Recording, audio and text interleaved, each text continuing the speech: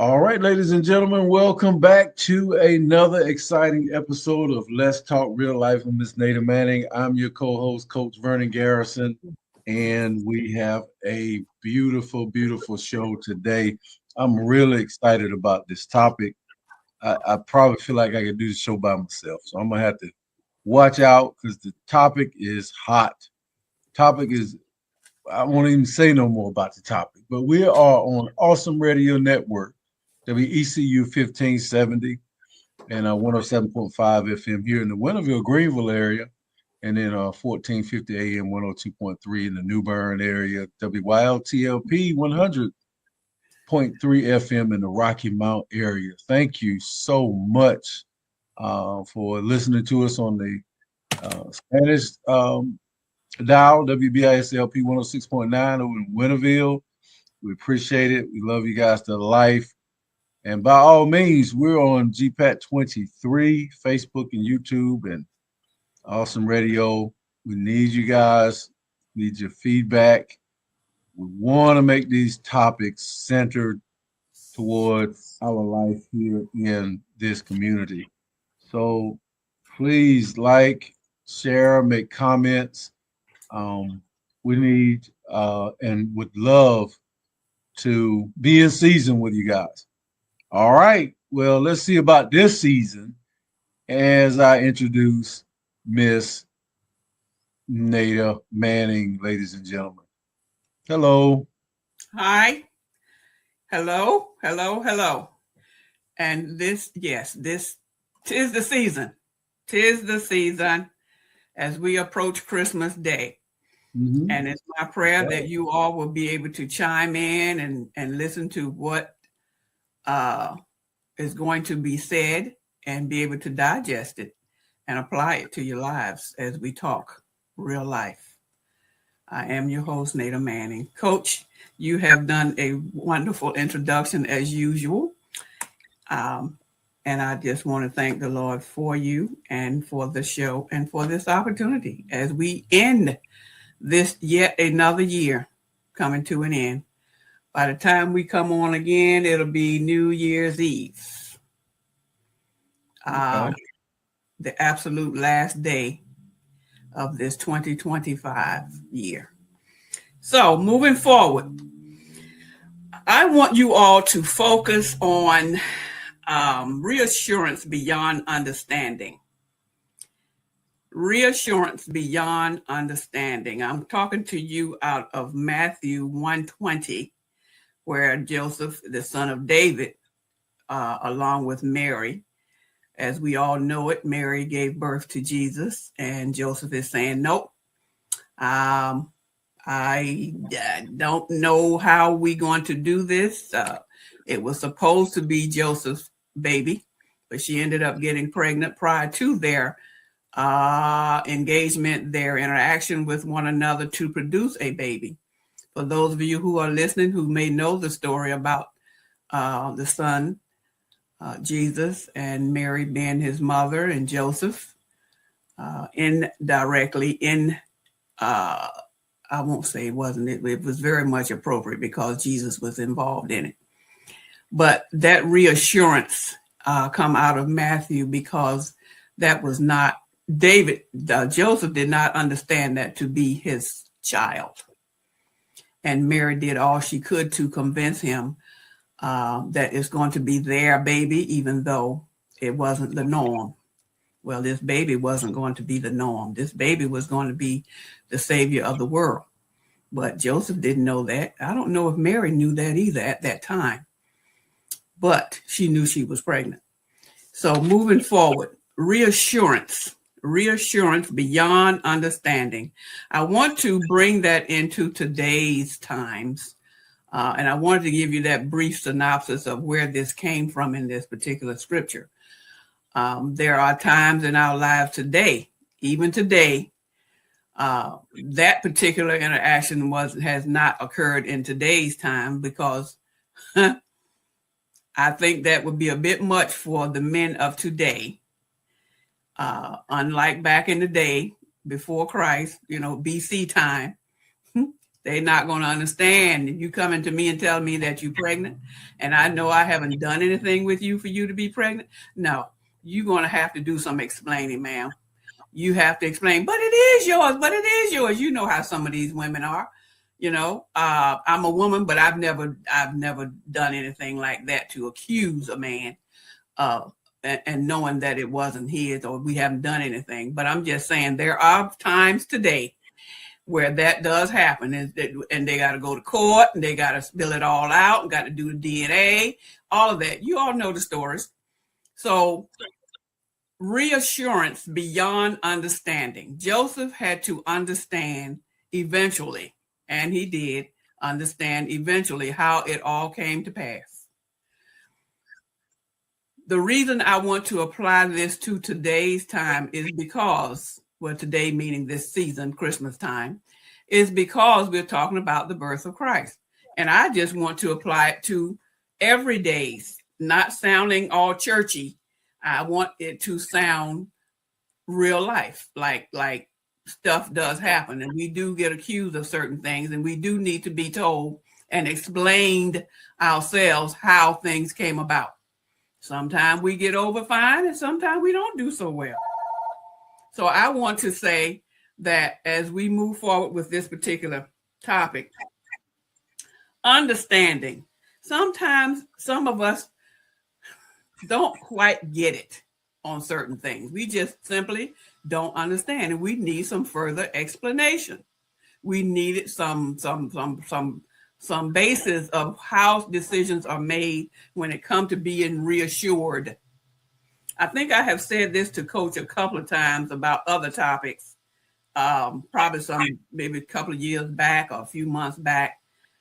Sometimes some of us need reassuring of what's happening.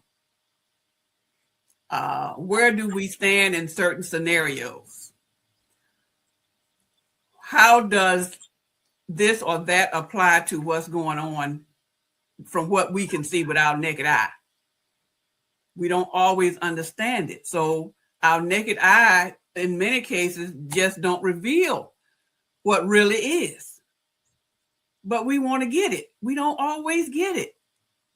We walk around in awe and in disbelief. Yeah, that's a big word, disbelief. We just don't. Joseph just did not believe that that was his child. Joseph just couldn't understand. That's not the way he was taught. That's not how you make a baby. Where in the world? What are you doing? What?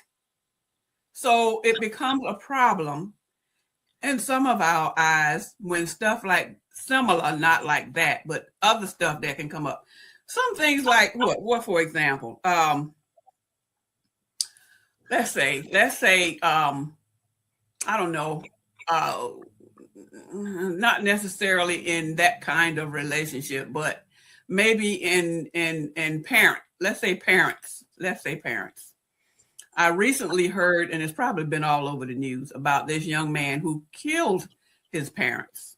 And I think I heard just as of today where he was actually convicted. Now he's convicted that he really did kill his parents. It's been like the past week or two, I think. Anyway, I heard today that, yeah. So now, how does that tie into reassurance? How does that tie into understanding? I think a lot of times when we don't understand something, and even when we do, I think mental illness fall into that. With this particular case, with this young man who actually took his parents' life, obviously there was some mental issues there. From what I've learned of the story, he had been in rehab for 15 times. 15 times this young man was in rehab, and it didn't help. So it leaves us other parents out here to say, well, I just don't understand. What? And you went to rehab that many times, the parents of this young man. You sent this boy to rehab that many times, and somewhere along the line, it didn't work. Where does the reassurance come in? Or is there? At this point in his particular life, how can anything be reassured? The fact is he did it. And I could be wrong, but it was my understanding that he actually admitted it eventually, or all the evidence pointed to him and he was just guilty. Apparently he didn't deny it. So parents of similar situations, we, me, you, coach, all of us who are parents, and our children seem to have a tendency to go south sometime, not necessarily that drastically, but we parents need to be reassured sometime. What is going on with you, son, daughter? Why is this happening? Do we always understand? No. So my point on that is, if we need to be convinced is a good word. And after being reassured, that tells me that, yeah, okay, I'm convinced now. I've been reassured that this is what's going on with this one and that one and the other. That's just a general idea of what this reassurance come into play to help us understand. And being reassured beyond understanding. Sometimes we just go along and wait it out. I think that's what Joseph did. He just waited it out, and eventually he was beginning to understand that it was not the natural act for Mary to become pregnant with the birth of Jesus. So when we look at the whole scenario in our own lives, and each one of us have a story to tell. Some of us have a gazillion stories to tell, where we just need some reassurance about certain things that's going on. And because we don't always get that reassurance, it can lead to a mental issue because we are confused. Nobody is helping us understand. Coach, you have a comment? Because I wanted to go into the character of a person. Character does matter as we become individuals to be reassured about a thing. Our character plays a large role in how, when, and if we understand. Sometimes some of us don't ever understand. We don't ever get it. And you ask yourself, well, why is that? Is that because no one bothered to take the time to explain to us? Like right now in this Christmas season, a whole lot of mental stuff going on. Well, it's going on year round, but usually around Christmas time, holidays, these two major holidays, Thanksgiving and Christmas, where people are feeling some kind of way. Some of them are happy and some of them are not so happy. So you in your mind, you get emotional, some of us get physical, but that mental thing, it just tears us to no end. And all we're doing is asking for some help. And coaches oftentimes talking about mental health, what I want to say, mental health, helping. What's the word, coach? When you have your mental coaching, get some help. In other words, to put it down plain, get some help with your mental issues. Go do this, go do that. Talk to this one, talk to that one. That don't always work, as it was with this young man that killed his parents. Evidently, all them 15 times that he went for some type of psychiatric help did not help him. So you ask yourself, what is missing there? He was not reassured in any way, shape, or form, because before he did this act, I'd like to think that, and I don't know the whole story, but I'd like to think that he actually thought about what he was going to do. It didn't sound like he did it on a whim. Like, okay, I'm going to wake up tomorrow morning, wake up, all of a sudden I'm going to go kill my parents. It may have happened that way. I don't know. But this reassurance, this getting some understanding about why certain things happen the way they do, why people do the things they do. When you know better, you're supposed to do better. Okay. When a person know about a thing that's going on in someone's life, if they care anything at all about that individual, it takes more than a phone call. It takes more than just saying a few words here or there. It helps. Yes, it helps. but it all is not. Sometimes it's not all. It's Let, not all. let me let me jump in right here. Okay. A couple of things that just came to the surface. When you are having a mental health issue or you are having insecurities, I love this topic, reassurance. But we don't see reassurance and mental health as a commodity. We pick our sins, if you will. We don't consider it a sin not to install confidence and reassure and ease our insecurities. Those things are not, they don't have they have a lot of monetary value now because you got a lot of mental health businesses, but those are just practical applications to coming in, seeing a therapist, or coming in and getting counseling.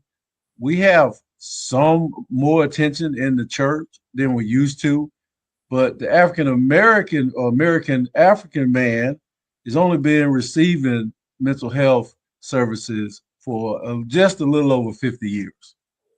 Just a little over 50 years. That's like my lifetime. So we still have a lot of traumas. We still have almost no ways of conflict resolution in our family structure.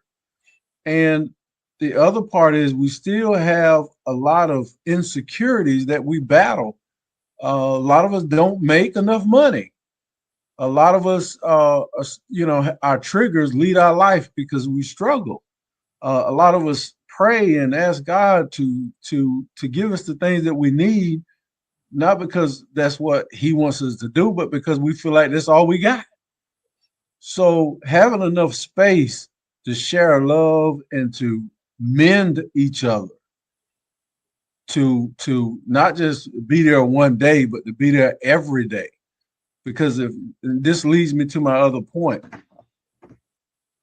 if I look at this defining paragraph here in uh, that I just looked up about reassurance and what does it mean in love from that perspective, verbal and emotional, physical confirmation that a partner feels secure, valued, loved, easing insecurities through consistent actions like listening, showing affection, affirming commitment, acting as an emotional hugs, building trust and intimacy. Guess what? Our biological feelings, our biological chemicals, the dopamine, uh, the lack of dopamine, our physical appetites, and our, if you will, clinical depression. A lot of us have traits of that. I know I had been diagnosed myself with it, and it just woke me up. I'm like, how in the world? What? It's like, well, there's nothing wrong with you, Vern. It's just that your chemicals are imbalanced. That's why you feel like a sinking ship every day, and it's involuntary. So And even if so I provide you, how do you even fix if, well, one is education. You got to know that what depression is. You got to know that it doesn't start just today. It starts yes, months before. But yeah, my point is, and then I can work with you on going back with this. The point is, even if you're not in a good place physically, food, clothing, shelter, security, um, and the likes, even if I provide you with verbal, emotional, and physical confirmation and all those things, you are not going to feel it. You're going to feel like you're in a deficit. So that's what I'm saying. And you've been saying it all. Mental health matters. So even if I deliver the goods, you're not going to feel it. If I already don't trust you, just like you were just saying, if they had any kind of marital issues, now all of a sudden she pregnant. Oh no. In today's time, we gonna get a DNA right now. You gonna tell me, oh, that's God's baby? No, that's Larry Jones down the street. That's the guy you were talking to at church the other day. The way we live in society right now, if you told me you were carrying the Son of God in your womb, I just don't know if I could handle that one. I, I don't know. So a That's lot why of these things, beyond yeah, understanding.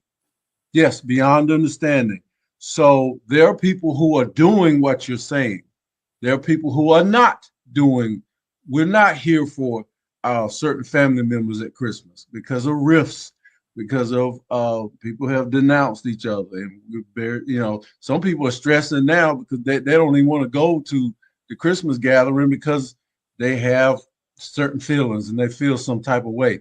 And until it's over, they're gonna just be in a mindset and not reachable.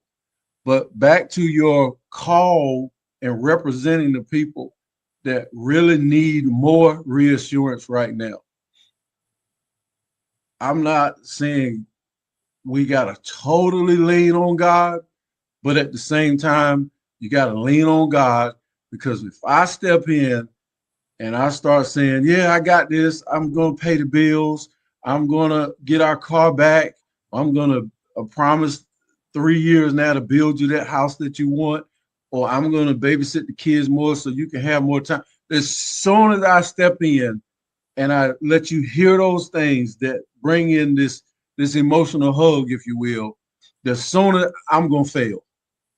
And so I don't want it to be conditional because when some people get the things they want, because they didn't get all of them, that it's the brain, that turns that on and off. And those are called emotions. And we should not be leading our lives by emotions because they're not reliable. Now they're fun to have. When I get excited, if I see you or if you see, I think the biggest problem, one time I was not excited to see my then wife.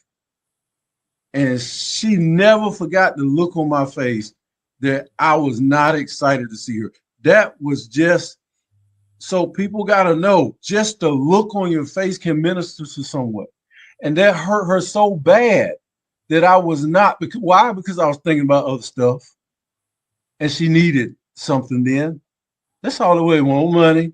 It won't, I hadn't done nothing wrong. It was just that I was not overly joyed. So I know what you're saying, but I just don't want the listeners to put all of their stake in me saying, I'm here for you forever. Um, all of the things that can happen, they're good. But as soon as the person gives and shares with you, the next day you're gonna need the same thing. And I tell young people that are getting married, the person that you're marrying is not totally responsible for your happiness, but they are totally responsible for creating an environment where you can reach the best person that you can be, even through God. Because as soon as you put all your stake in that person, especially men, I'm just going to speak for men that lose themselves. And I don't want to change the subject of tonight, but if you lose yourself, that other person's just got you total control, whether you're happy or whether you're sad. And I've lost myself before. So I don't want men to just give themselves away and tell their wife, you're my everything. I couldn't live without you. You can't live without you because without her, we already know that because that's what God said. It ain't good for man to be alone. So you already know I'm broken. You already knew this. And you already know you're so powerful, you can emasculate me at any time.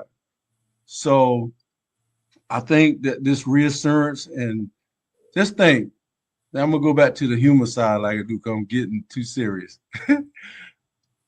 If you were my wife and you told me you were pregnant in the spirit or through the spirit, and then I left you, let's say Michael Jordan was my son and I just found out. Well, Shaquille O'Neal was my son and I just found out. Boy, would I feel some kind of way if I found out that my son was the savior of the world and I didn't accept what you said.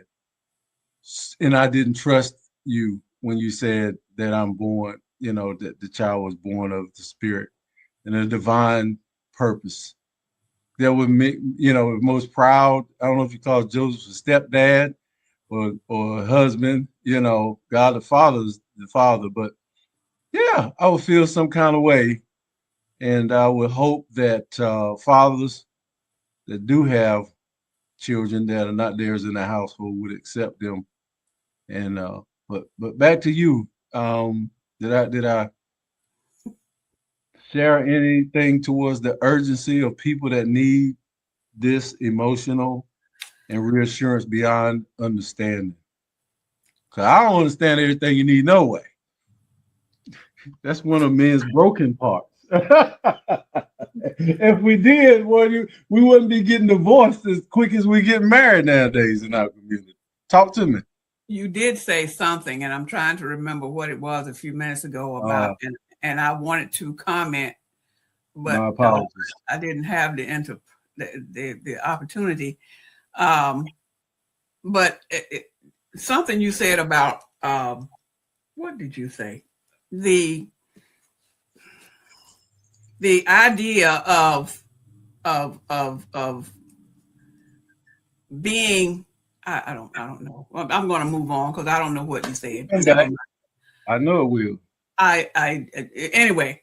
So, thank you for your input and understanding. And it's trying to come back to me, but it's not quite there yet. Something about the way that the women would respond to the individual, and some, I don't know. Anyway, let's move on. The idea of character matters. Let's focus on that a little bit. Okay. What's on the inside? I'm gonna put it in what everybody should relate to. Judging a book by its cover. Okay. What is on the inside? You, me, anywhere. A person can look a certain way on the outside, and on the inside, they are the complete opposite. Yes. What does that have to do with being reassured? Because we see what we see. My eyes are looking right at this person. And I said, okay, there's a nice package there. You know, everything looked fine on the outside. But when, like a blind date, I guess you can say. Yeah. When you finally you talk to this person on the phone back and forth probably a gazillion times. Sound great. Everything matches up. Okay, now it's time to meet you. Okay, when we meet, our eyes tell us something different than what we heard. Okay. Reassurance beyond understanding. Right. How can you look a certain way and talk completely different? Woo. Some understanding, some clarity need to be there. I don't get it. Now, when you're on a blind date, some folks would just blatantly come right out with it and be bold and say whatever's on their mind. But some of us are a little more reserved, and we just want to just take it a little bit at a time, step by step, baby steps. Okay, now I see what I see. And the person could either look better than expected or worse than expected. We just don't know. But when we see it, now we're trying to understand. Now we're trying to connect the dots with our eyes. We haven't started talking yet. I just see. Yeah. Let me give you one indication of that. That's usually true in our social status, and when we wear our mask, our social mask, our uniforms, which is our clothing, our decoration, our name badges, our titles. All of those are some of the things that you're talking about. Our hair, our eyelashes now, our cosmetics, our aesthetics. But one clue for that will let you know that a person needs you more than you think, can be very deceiving. In a room, it's usually the loudest person. And to that degree is to the degree that measures their insecurities, their issue that they may be having. Because they're crying out. They're actually projecting what they actually need. They're projecting. I'm Because they're sorry. loud. Because they're loud. The most talkative person, the most outgoing person that you can hear in a room, that's usually an indication that they need just that much more themselves. Have you heard the expression that empty wagons make the most noise? I haven't, You have but I not? can believe that. I have not, but that's a good analogy.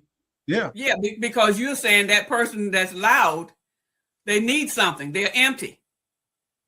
And so what they're doing is they're trying to, now I'm not saying everybody, I but I'm know. saying I that know. person could be compensated. That's one thing that you just mentioned. You're saying, what does your appearance have to do with this issue? So people can miss it when they're talking to someone that says, "Oh, I'm always fine. I'm blessed and highly favored." Now, they probably are blessed and highly favored. But what else is going on? They can have all the cars. They can have all, I hear some people that talk about, well, I got all my bills paid. Matter of fact, I'm trying to figure out where I'm going to invest my money. But here's what happened when I kept listening. I kept listening and I picked up low self-esteem. Because once you become materialistic, then you're materialistic. Some people so poor that all they got is money. So where's the assurance there? Where's the assurance at? When you see that if you're going to minister to them, then you go to work. Regardless of how they're acting, regardless of how they look, you stand there and you listen. And if you're gonna spend the evening with that person or you're gonna complete the conversation, whatever position you have in their lives, just know that if you're doing the same thing, you might need that same reassurance. If they're doing it, okay, so now you found the person that's the loudest in the room, right? Yeah. There's one indication is that they're the ones who need help. You just asked me if somebody looks good or somebody looks the way they look, how do you know if they need help? And I was saying it's a personality trait. That's just one. Not the person that you see necessarily sitting in the corner, because that could be me. I don't like to be the loudest person in the room all the time. I could sit over there and I could be just fine. Matter of fact, I enjoy myself. I don't want to say this in a bad way. I enjoy being by myself probably a little bit more than I enjoy being out with everybody else. And the reassurance is? Okay, now that's the subject of the show. Right. The reassurance is, if you were like that, if you were that loudest person, I'd stay with you a little longer. And I'd talk to you. How you doing? How you feeling? Yeah, I would start ministering to you. To reassure them of confidence. Right. And then you would actually give me feedback. How you doing? How's your job going? How's work going? You think people that millionaires and got a lot of money don't have problems paying bills? No, that's an assumption. They do. Their mortgage $2,000, $3,000, $4,000 a month. They got 4 cars. They got the cash, but they're taking care of everybody in the family. So don't look at people. I'm sorry. Go ahead. So the reassurance beyond understanding in that scenario that you just explained is the fact that you took time to go to that person, the loudest person in the room, because you could see from afar that they need extra attention. They need someone to help them through whatever it is that they're going through. Many times, not that they're going to open up and share everything, but the fact that somebody cared enough. So you are reassuring that individual that no, it's not all that bad, because whatever you want to say to the person. I was trying to connect the dots in your scenario with being reassured beyond understanding. You understood, but you might have been the only one in the room that understood. Why? Because you was over in the corner being quiet, observing everything that's going on, and there's that one person over there that's got everybody's attention. Yes. Loud. Yes. So let me go over there when the time is right. Let me go over there and approach this loud person and see what's going on. What's happening? How you doing? That that's the connection that I'm feeling here. Yes, Am I right? that is. Let me give you another one that's entertaining. I was told a long time ago that the prettiest girl in the room, what we consider perfect, a 10, if you will, the prettiest girl in the room don't have the person she wants. She just got the bad boys. She just got the this. She just got the that. But she don't really have somebody that really loves her. Okay. And so she's still looking. So if Okay. you see a 10, one of the girls that's all popular, don't think that she's unapproachable, young man. If you feel like you can handle somebody that's a 10 that's gonna get all that attention. Now don't go trying to look for the what you call a high maintenance chick if you're not if you're a 5 and you consider her a 10, you're gonna feel insecure because she's more popular than you are. But I'm just staying on point here. When you said looks, that was just great because the person can have on a Santa Claus suit and be jolly and happy and giving out gifts and stuff and be more depressed. You got movie stars that you know that were like that.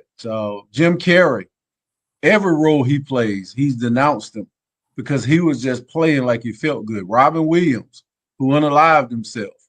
The happiest you can be sometimes for those highly intellectual, passionate, overworking people is when they're on stage and when they're on film.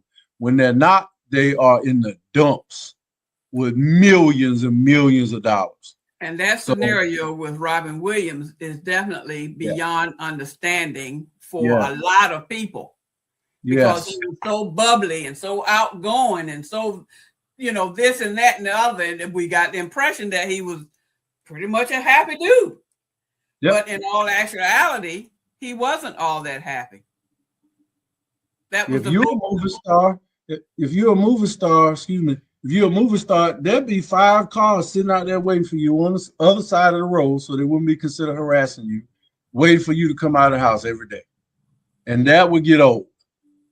So if you're talking about getting this attention, what you do with it, and can you feel it, that matters. It's lonely at the top. So me and you, with this level of clinical issues that we have from trauma in our lives, whether we were abandoned by our parents or we felt abandoned by our fathers, we're all trying to compensate for that.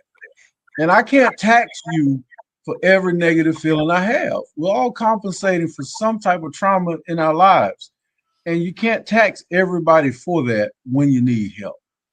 But Okay. surely we can be honorable people when we need to, and we can let the word build us up when somebody else doesn't.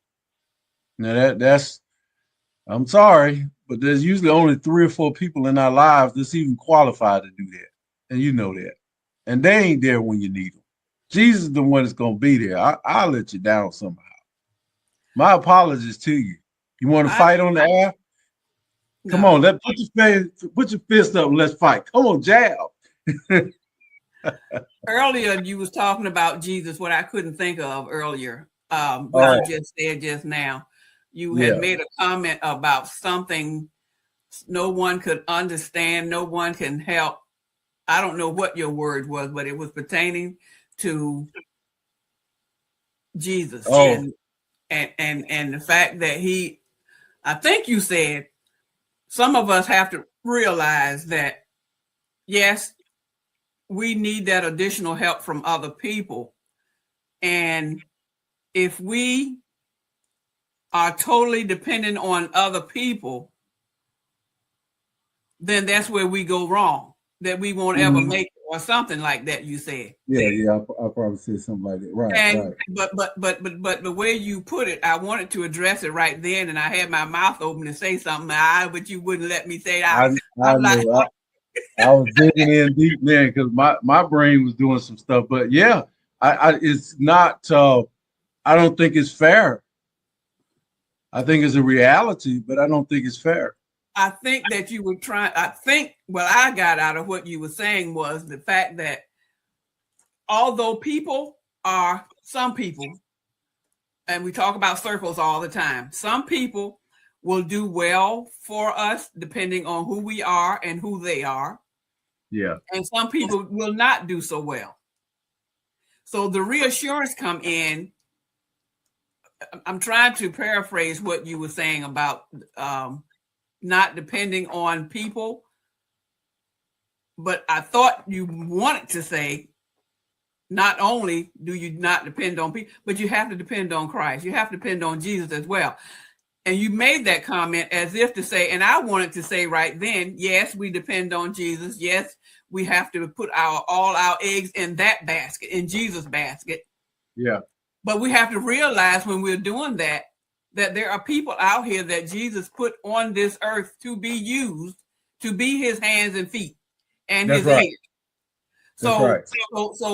So as we select who it is that we want to be reassured by, I would say go to Christ first and ask him, who is it, Lord, that you want me to be interacting with at this point in my life? Because you already know what's going on, Lord. So I need you to help me to pick the person. That you choose the person. You point the person to me that will be most suitable for this time in my life to help me to be reassured about whatever it is that's going on in your life. You know what I mean? So that's the piece that I wanted to say to you earlier about your comment, to help us to understand at some point, because we are human beings, we're not supposed to understand everything. We'll never understand everything.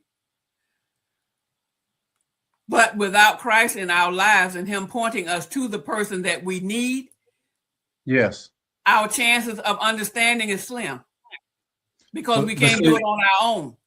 Let me say about the understanding. So that's how I was saying emotions are unreliable, because we're looking for peace beyond understanding. And where do you get that from? If the goal is to have peace beyond understanding, our human understanding, then that's spiritual. That's that's capital. So here's what'll happen to us when we get what we want and we don't understand that we have it. You know what some of us will turn around and say? We'll go to somebody else and say, what do you think about this? This happened to you. Or I want your opinion on it. And you're giving it away because you're asking somebody's opinion about what happened to you. It's okay to ask others, but ask God first. That's my point. I got you. And if you ask others before you go jumping to talking to this one and that one and the other one, yes, Lord, who should I share this with? Because I don't want to go to the wrong person. You want to go to someone that can meet you halfway, someone that can understand, someone that can work with you, can be on your same mindset or similar anyway. So what'll happen is follow you. You'll go to somebody that's not as emotional intelligent on that area. And you know the first thing they're gonna say? Now hear me out. Don't get me wrong when I say this now. You're gonna say, yeah, I was doing this, that, and the first thing that's on them that's gonna come out their mouth is, yeah, I had that feeling the other day too. And then what that'll do is nothing wrong with that, but they'll segue and start sharing their experience, and it'll subdue yours. Now, with that being said, and yes, you're right, that does happen. Yes. So that particular individual that's ready to go tell their story and take it and run with it. Yeah. What does that do to the individual that shared the story in the first place? Their mindset. That's why I say we should always pray first before we jump and leap on sharing anything with anybody, because our mindset and our way of thinking is not always the best way to do things. And it takes practice. It takes time to get to that mindset. There's nothing wrong with sharing, but just be mindful of who you're sharing it with, because some stuff, as we know, when it gets passed on down the line, it's not the way it was told in the first place. It all got changed up somewhere along the line. Words got put in there and words got taken out. Here's what I'm saying, though. I'm not saying that's altogether wrong to share your experiences, because you already know that the other person's been through some things and you've been through some things. But sometimes it's judicial to say, who's talking here? You know, That's why. who's talking here? And if I share something with you, and then you go on, now I'm guilty of this. But as a professional mediator, if a judge sent me a case, I'm gonna open it up with some boundaries, and it's gonna be one person speak at a time, and then I'm gonna question that person to make sure that get all of their issues out and their emotions out. I'm not gonna let it will be later on, you guys will be able to talk at the same time. So why wouldn't it between you and I, if you say I got an issue and I have a problem, see, we can unalive people like this sometimes because we haven't listened to the whole story. And by the time we get done telling ours, you have already said, well, I ain't even gonna say the rest there. And that's So what, when you say unalive, that goes back to that scenario I gave you earlier about that young man killing his parents. He unalived his parents. Evidently, he had some issues going on that those professionals were not able to get to during those 15 times that he was in rehab. Somebody didn't get it. And so it is in life. So it is, well, this is real life, but so it is this is celebrity level, but so it is in regular folks. People don't always hear the whole story before they run with it. Or they don't present themselves as being really, really interested in the young man or whoever the person is at Christmas time. We're talking Christmas time here because this is a sad time for many people. Right? yeah. And one of the reasons it's a sad time is we're looking for happiness. We're looking for that spirit of Christmas. And you're searching for it in where you go. You're searching for it in giving gifts. You're searching for it in receiving gifts. We're searching for it. And what happens is you're up one moment, you're down one moment, you're up one moment. And with all the information and technology going on, we're competing with that. We're competing with a 24-hour news cycle. You can look at something on the news and you're depressed. You can look at something else on the news and you're excited. So we just don't understand some of these waves. Waves mean WAVES, waves going up and down, in and out. We just don't understand it. And those my thing is don't cry too much and don't smile too much. Manage your smiles and your cries. The wheat let's make it scriptural. The wheat is growing with the tariffs, or the tariffs is growing with the wheat. It's right there. So I'm not making you seem crazy. You're not. The enemy is on the left side or the right side somewhere. So you are not hallucinating. There are things coming against us every single day through our devices, through cameras, through on the street out there. So when we know better, we should do better. When we know that an individual, my point is, when we know that an individual is going through, it takes more than just a phone call or a word or two here and there, or it depends on the individual. It sometimes bottom line, it depends on the person. It requires more attention for an individual, depending on the individual and depending on the scenario. Now, here's something I want to say that I was going to say early in the beginning of the show. Do you know that we transfer trauma physically, mentally, in our DNA, in our genetics? It's just almost like if I'm an unhealthy person mentally, I can pass it on. Usually mental health issues, now I always almost get in trouble for saying that. Usually mental health issues are passed on from the mother's bloodline. So the dad family might have a lot of mental health issues, but they don't get passed on a lot, from grandpa or daddy. But they do from the parents. But here's what I'm saying. We got to take responsibility that we can literally pass on these things to our lineage if we don't get them cleared up and taken care of. If you eat McDonald's all your life, you're going to pass that on to your children because it's a physical thing of birth, of conception. When we know better, we should do better. When you know there is a situation going on in an individual's life, whether it's lineage, whether it's DNA, whatever you want to call it, if you know that that's what's happening, you should care enough for that individual to make a difference. Last thing, you know how we buy insurance policies? Yes. When you raise your children, if you get that Gerber insurance, when it's only $3 or $4 a month or whatever, $15 a month, 20, get it then.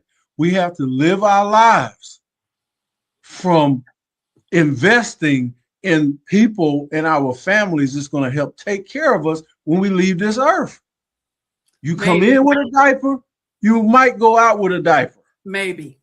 So we have to live and raise our family the best we can to invest in the future. It's the circle of life. So if we come up and we just don't hit it just right, and we're alone in our golden years, that doesn't mean we failed. That does mean that we got what we got. But I'm saying for young people, you gotta build a family. That's what I'm saying. I'm talking to myself here. I should have had about 10 children. Soon as she had the first one, we sitting there talking about, can we afford another one? I would say, shut up. Let's go. Period. I would have had about 10 of them. I rest my case, Your Honor. 51 minutes in the show. and you took up 50 of them. No, come on, Mama. You had that monologue when we first started, about 20 minutes. Okay. So, folks, the whole point of this lesson, the whole point of this show is that we want to just, during this Christmas season, Christmas is 2 days from now, day after tomorrow, Christmas Day. We want you all to know that Coach and I think a lot of you, and we share with you our ideas and thoughts. But the bottom line from this reassurance is to know that, yes, this is the time that Christ was born, but have some joy, because along with Christmas come joyous times. If you can, have a joyous Christmas. Be merry, be healthy, be happy. Know that we love you, and we just wanted to share some things about Christmas season and be happy and knowing just that. Because we are out of time, I want to say Merry Christmas to everybody. Merry Christmas, and do enjoy yourselves and be safe out there. Father God, thank you for this time as we continue now to lead and talk about other issues as they come forth. We love you, Lord, and thank you for this season. Thank you for those who are here, and thank you for being who you are in our lives with this show. Amen. All right, Awesome Radio Network, WECU 1570 AM 107.5, and one more, WNOS 1450 102.3 in New Bern. All right, love you guys to life, and see you next time.